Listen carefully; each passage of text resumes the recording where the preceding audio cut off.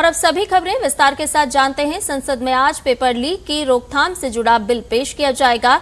इस बिल का नाम सार्वजनिक परीक्षा अनुचित साधनों की रोकथाम संशोधन विधेयक 2026 है। एनडीए इस विधेयक पर चर्चा की अगुवाई के लिए कई युवा सांसदों को आगे किया है। इसमें बांसुरी स्वराज जो कि भाजपा सांसद हैं, तेजस्वी सूर्या, सयोनी घोष जो कि एनसीपीआई सांसद, मिताली वाघ एनसीपीआई सांसद हैं, लावू श्रीकृष्ण देवरायलू टीडीपी सांसद, डॉक्टर श्रीकांत शिंदे ये शिवसेना सांसद हैं, राजीव रंजन सिंह, ललन सिंह केंद्रीय मंत्री हैं, सुनील तटकरे जो कि एनसीपी सांसद हैं, अनुप्रिया पटेल केंद्रीय मंत्री हैं। ये वो तमाम ऐसे नाम हैं जो कि चर्चा में भारतीय जनता पार्टी की तरफ से शामिल होते हुए नजर आएंगे। सरकार इस पूरे मुद्दे पर व्यापक चर्चा की तैयारी कर रही है और बहस 8 से 10 घंटे तक चल सकती है, ये बताया जा रहा है। यानी कि इससे एक बात तो साफ हो रही है कि सरकार सार्वजनिक परीक्षाओं में पारदर्शिता और निष्पक्षता सुनिश्चित करने के लिए आम सहमति बनाना चाहती है। केंद्रीय मंत्री डॉक्टर जितेंद्र सिंह इस विधेयक को संसद में पेश करेंगे। ये लोक परीक्षा अनुचित साधनों की रोकथाम संशोधन विधेयक 2024 में संशोधन का प्रस्ताव करता है। सरकार इसकी अधिसूचना पहले ही जारी कर चुकी है। प्रस्तावित संशोधन का उद्देश्य परीक्षा प्रणाली में पारदर्शिता और विश्वसनीयता को बढ़ाना है। इसके साथ दोषियों के लिए कड़े दंड का प्रावधान भी किया गया है। इनमें 10 साल तक की जेल, 10 करोड़ रुपए तक का जुर्माना, दोषियों की संपत्ति जब्त करना और मामलों का फैसला 3 महीने के भीतर सुनिश्चित करने की व्यवस्था शामिल है। ये कदम केंद्रीय मंत्रिमंडल द्वारा शुक्रवार को उस विधेयक और संबंधित प्रावधानों को मंजूरी देने के बाद उठाया गया है जिनका उद्देश्य पेपर लीक और परीक्षा धोखाधड़ी के मामले में फास्ट ट्रैक अदालतें स्थापित करना और कड़ी सजा सुनिश्चित करना है। ये पहल प्रधानमंत्री नरेंद्र मोदी द्वारा हाल ही में किए गए उस ऐलान के बाद आई है जिसमें उन्होंने कहा था कि पेपर लीक के खिलाफ सख्त कार्रवाई के प्रावधान वाला एक व्यापक विधेयक संसद में लाया जाएगा। प्रस्ताव के अनुसार फास्ट ट्रैक अदालतों को ऐसे मामलों की सुनवाई पूरी कर 3 महीने के भीतर फैसला सुनाना अनिवार्य होगा ताकि परीक्षा संबंधी अपराधों में जल्द से जल्द न्याय मिल सके। इस बिल का ऐलान प्रधानमंत्री नरेंद्र मोदी ने 23 जुलाई की रात 2.5 मिनट का वीडियो मैसेज जारी करके किया था। प्रधानमंत्री नरेंद्र मोदी ने कहा था कि पेपर लीक कोई मामूली विषय नहीं है बल्कि लाखों छात्रों, उनके माता पिता के लिए पीड़ादायक है। इसके खिलाफ कठोर कदम उठाए जाएंगे।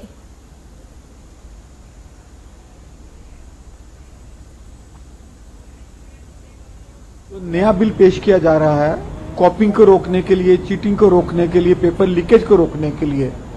और जो गिरोह बन के इस तरीके के काम करते हैं और बच्चों के भविष्य से खिलवाड़ करते हैं, उनके लिए सख्त सजा का प्रावधान किया जा रहा है। 10 साल की सजा का, 10 करोड़ के जुर्माने का प्रावधान किया जा रहा है ताकि इतना ज्यादा डेटरेंट हो कि कोई भी माफिया ये जरूरत ही ना कर सके कि वो इस तरीके का काम करे।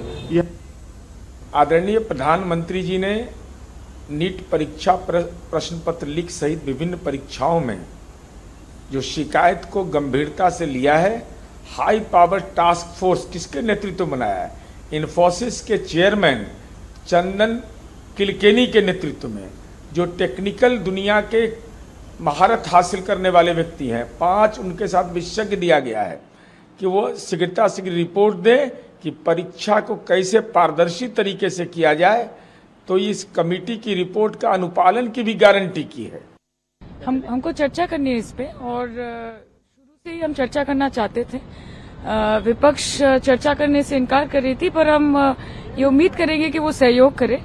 और प्रधानमंत्री जी ने और भारत की सरकार ने जो स्टेप्स लिए हैं, जो मेजर्स लिए हैं, जिस तरह युवाओं की और छात्र छात्रियों की आवाज सुनी गई, I think it's a welcome move.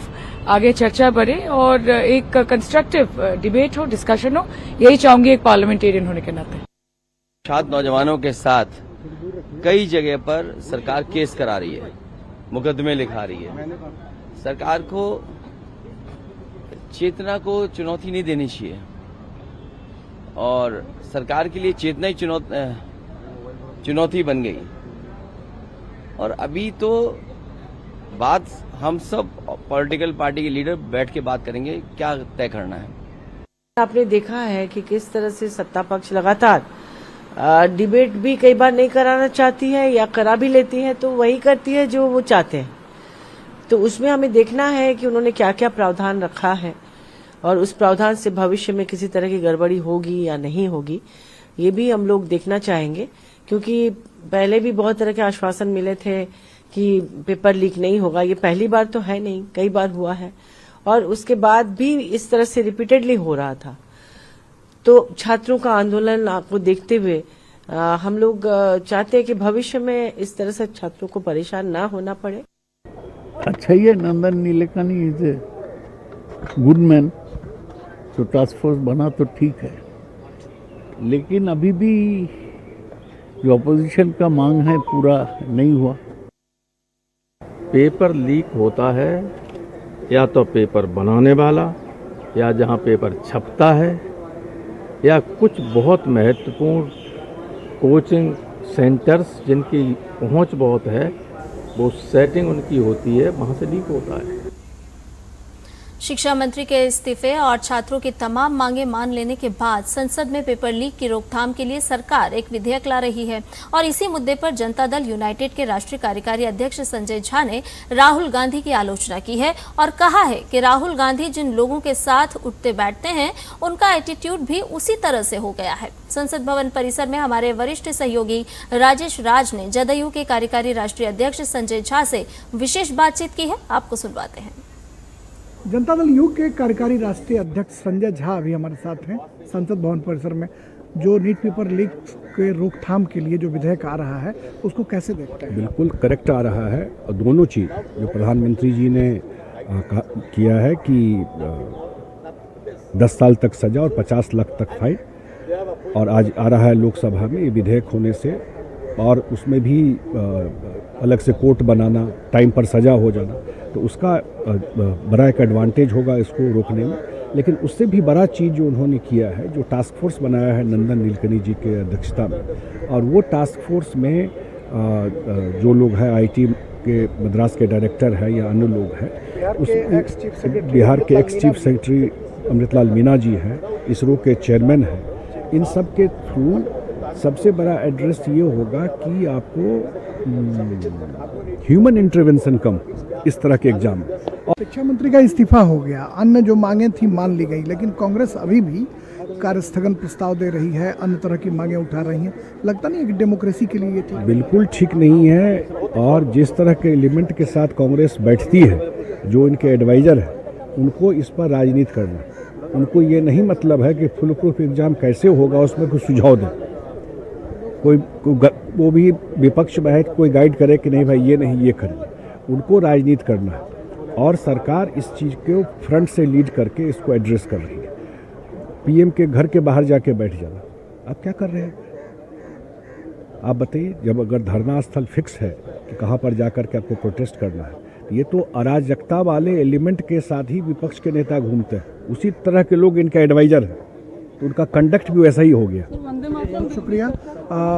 Rahul Gandhi के बारे में संजय झा का कहना है कि इनका जो आचरण है, जिन लोगों के साथ बैठते उठते हैं, उसकी वजह से इनका कंडक्ट उसी तरह का हो गया है, जबकि सरकार ने तमाम मांगे मान ली हैं, धरना प्रदर्शन खत्म हो चुका है।